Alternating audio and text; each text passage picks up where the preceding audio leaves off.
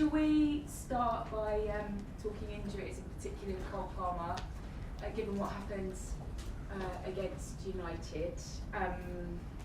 Where is he at, and how careful are you going to have to be with him over the next few weeks, given it was kind of maybe a risk that didn't pay off to start in that game?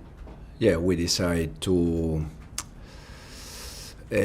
protect a little bit Cole in terms of, don't get worst in his injury. So we decided to rest him for the next 2-3 weeks, probably until the international break, just to see if, with that rest, he can be able to recover 100% and to be completely fit after the international break.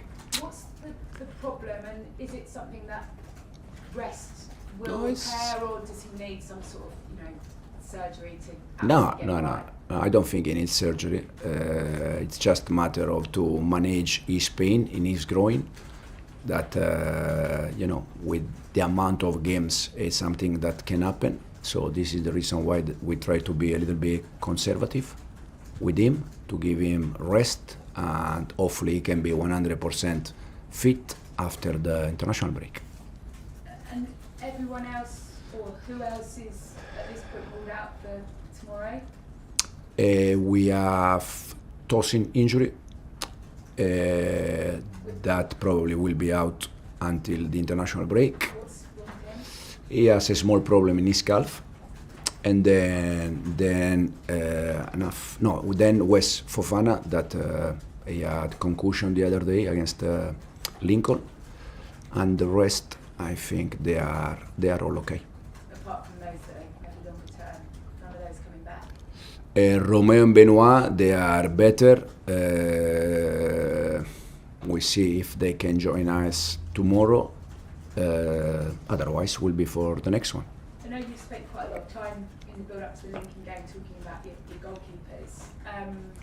Do you have any questions to answer, or does Sanchez go straight back in after Jorgensen's performance on Wednesday? No, I think Robert, for a long period, a long time, he was very good with us. The last part of last season, the beginning of the season, it was fantastic. He made a mistake against Man United, recognized that, and I said many times, keeper made mistake. It's like midfielder or defender or striker. It's exactly the same. We are happy with Robert. We are happy with Philip, both of them, and not any problem with Robert. I know that you talk about goalkeepers obviously making mistakes. I think it was 5 that led to goals he made last year. And if you think back to the Brighton game when he had a couple of wobbly moments, do you think he is growing as a keeper? Do you think he is learning from those errors? Absolutely, yes. But you if fully expect him not to do what he did against United? No, can happen. Also because it's a quick decision. But as you said, we conceded probably 5 goals because of Robert's mistake. But how many goals we avoid because of Robert's save? I think many. So not any problem. Thanks, Gail. Sorry, just a quick Last one, Gail. Sorry. You can always cut to them. Yeah, all right, go on. Yeah. Soraya? Hi. I want to talk about Enzo Fernandez. In his last 65 games that he's been physically fit and available for the club, he's only missed about 5. So he's played a lot. He played through his hernia issue. He's been covering physically more ground on the pitch than any other Chelsea player.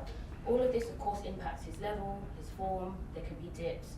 Is it a viable option for you right now when you want to win games to bench him and play Santos, or to play him in that different, deeper role where he can actually dictate play?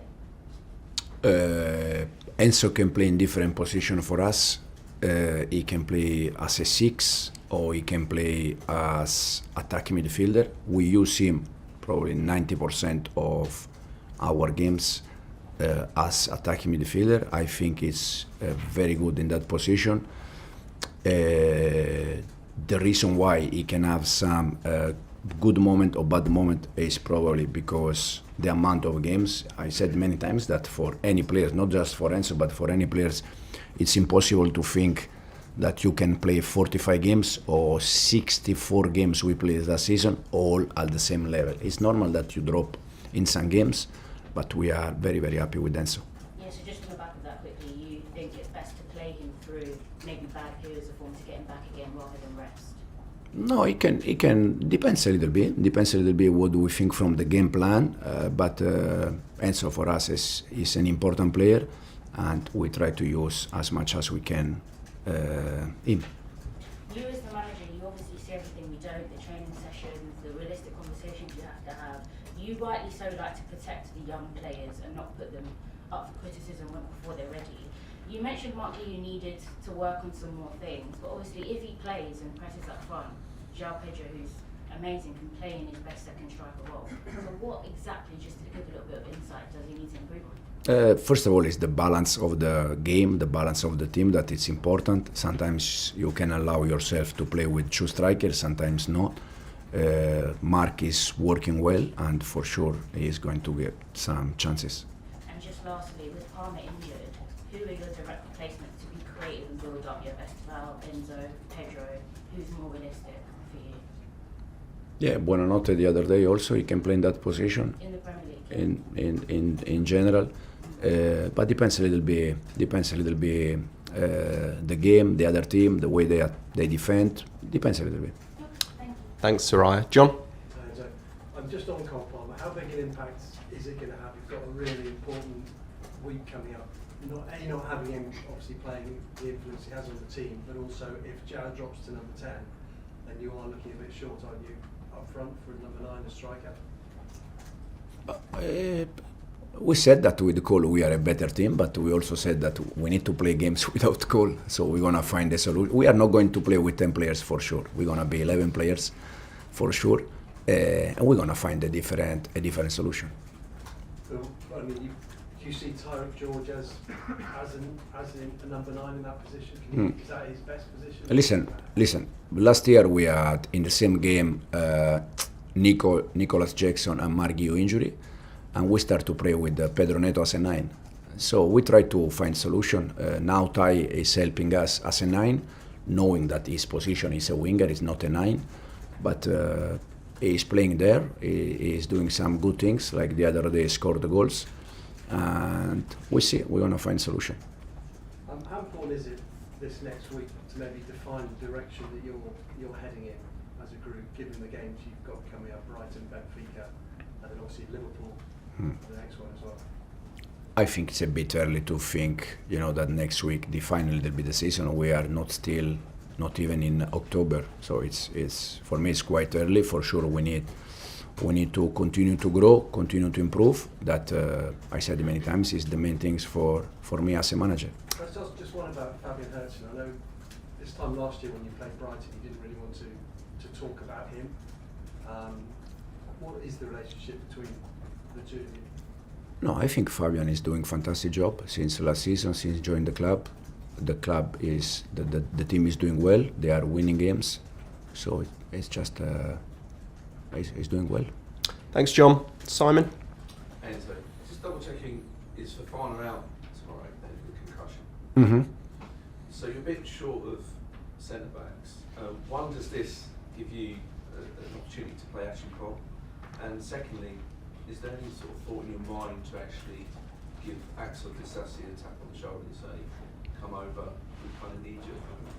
No, I already showed trust and confidence on Josh Achipong last year when he played games in a row in the Premier League, having central defender available. Because last year, if you remember, when we played Josh Achipong away against Palace, at home against Bournemouth, the reason why was not because we didn't have any central defender. I think Tosin was available, Benoit was available. I mean, we trust Josh not because of the injury situation. So nothing changed with Josh. We trust Josh 100%. He was ill this week. He had the first session yesterday with us. Part of my job is also to find solution when we have some problems in terms of numbers. I just said last year I tried to do the same with number 9 when Nicolas was injured, when Gio was injured. We tried with Pedro, we tried with Tai. I will try to find solution also in this moment with the central defenders. So, in terms of Axel Disasi, though, he still won't be considered as an option. There is not any information from the club to consider that, so at the moment it's not an option. Okay, and last question, Davide, please. Ciao, Enzo. You're approaching a very important week with a lot of important games. Are you planning on rotating some players?